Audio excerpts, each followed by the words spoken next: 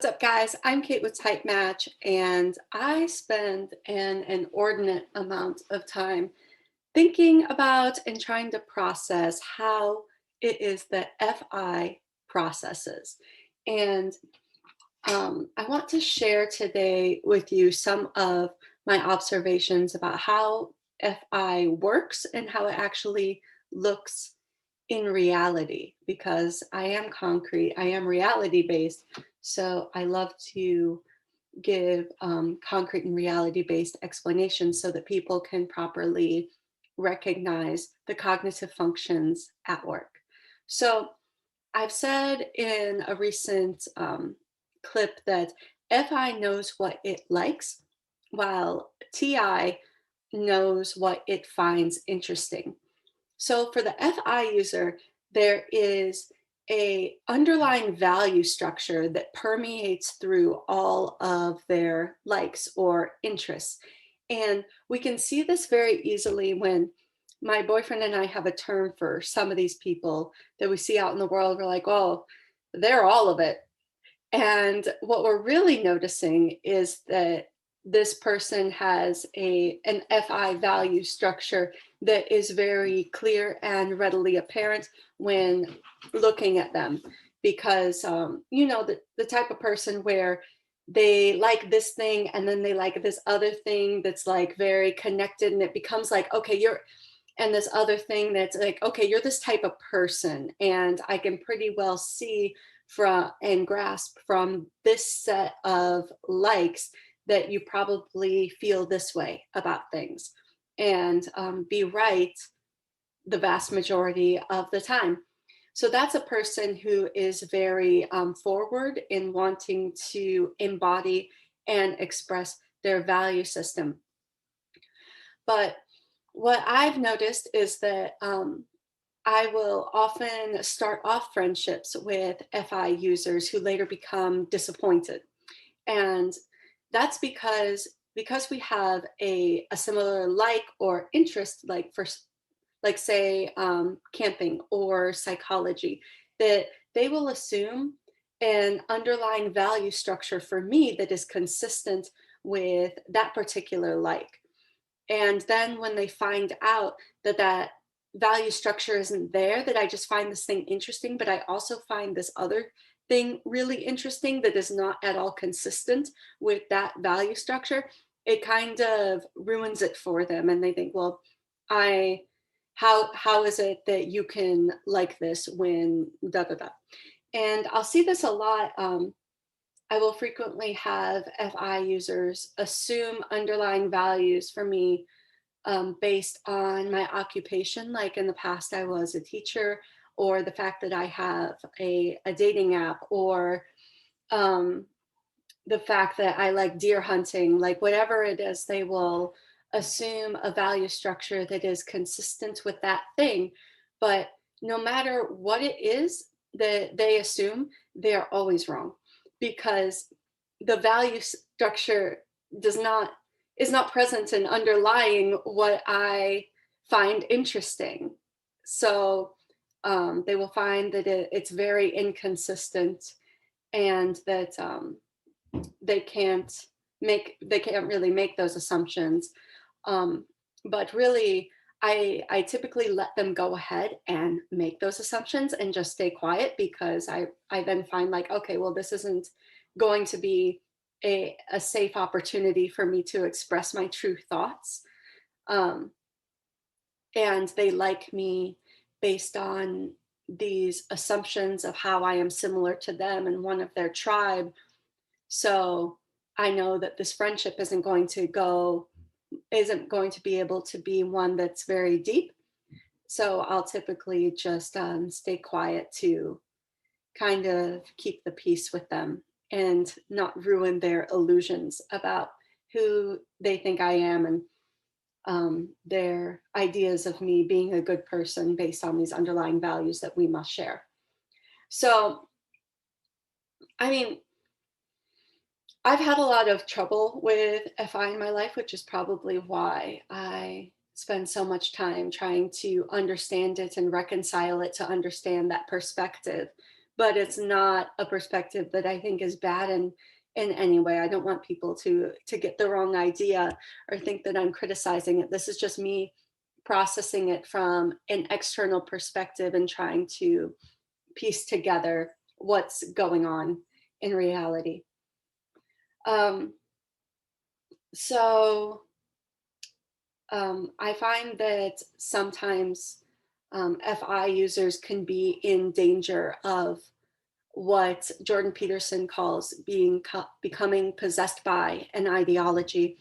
And this is when they completely embody an ideology, and anything that is um, not in line with that is seen as a threat. And we can see this in the Gulag Archipelago or in Dr. Zhivago, where it's like, for example, in Dr. Zhivago, he was not against the Bolsheviks. He had a support that was characterized as subtle. And that's why he was seen as a great danger, because he was not, it was not easy to understand where his loyalties lied. So as a result, he was seen as an enemy of the people. As far as where FI is positioned, of course, like where it's positioned within the cognitive stack simply means that the person has a different relationship with their FI and utility for their FI. If we look at FI hero, this is an example of Ron Swanson. So I've seen so many people argue that Ron Swanson must be a T-Dom, but I think they're confusing his conservative, well, not conservatism, because he's a libertarian, but a staunch libertarian, and his masculinity for T-Dom quality, or perhaps his disagreeable nature, which agreeableness and disagreeableness, yeah, often get conflated with being a feeler or a thinker. But if we conflate MBTI with Big Five, then MBTI loses all utility because we already have a proper assessment for that. So Ron Swanson has an underlying value structure, his Swanson code, that permeates all through his being. He's extremely consistent in what his likes are. And he is sort of like, with his SE, an external manifestation of his FI values. With FI parents, this is more of, and those are ESFPs and ENFPs.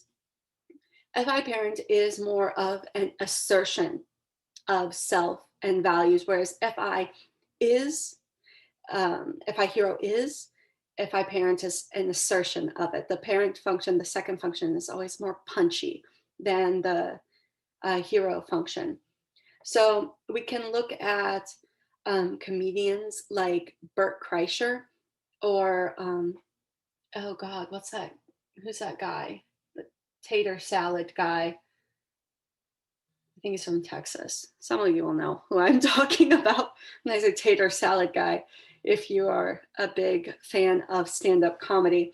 But their act is more centered around their character, and who they are. Their identity is the focus of the act. Like, they are that guy. FI child, we can look at Ben Shapiro, and I previously mistyped Kanye West. He is also an FI child user. So FI child users are INTJ and ISTJ.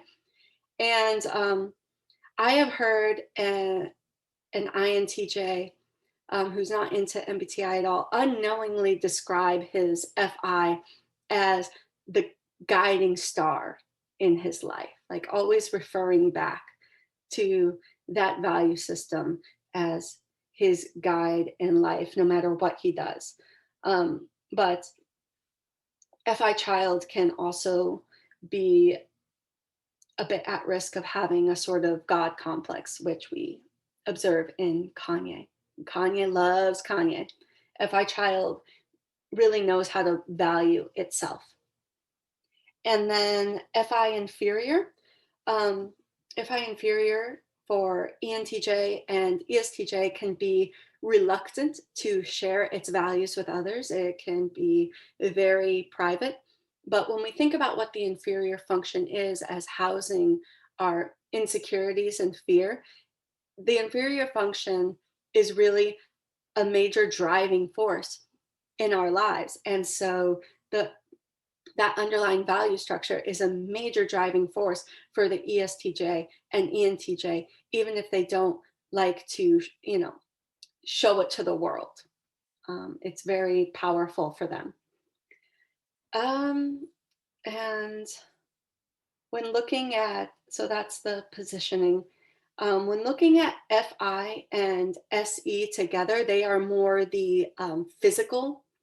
Um, they more express their values into the real physical world and is more easily spotted.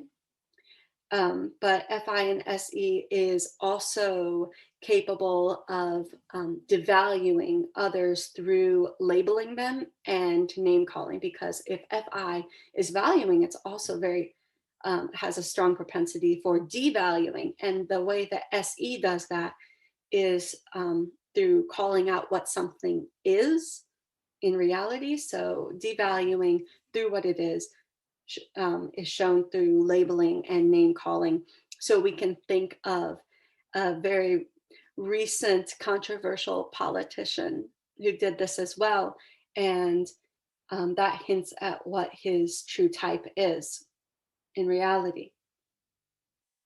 So I hope this was helpful for you guys as far as what FI actually looks like and how it functions from an outside perspective. I hope that um, it wasn't too offensive. I don't know. I'm just saying what I see.